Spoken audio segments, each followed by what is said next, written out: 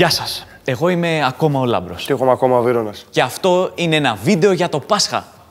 Όχι, είναι ένα ακόμα βίντεο για την Τσικνοπέμπτη. Τα Χριστούγεννα έχουν τον Άι Βασίλη που φέρνει δώρα. Η Τσικνοπέμπτη έχει το Μαστρό Βασίλη που σου φέρνει παϊδάκια, λουκάνικα. Και μάτς σε 3 κινήσεις. Αλλά.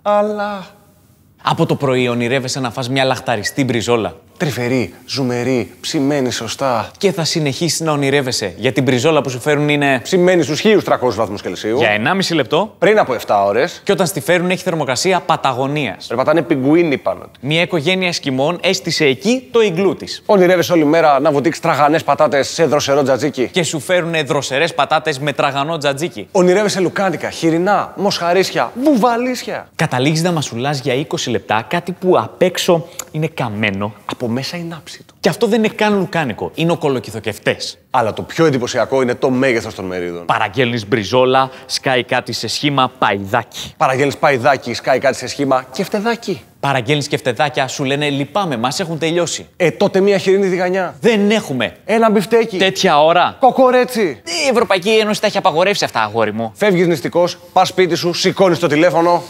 4 γύρω απ' όλα. Τώρα. Έχει τελειώσει ο γύρος, να στείλω μια σαλατούλα.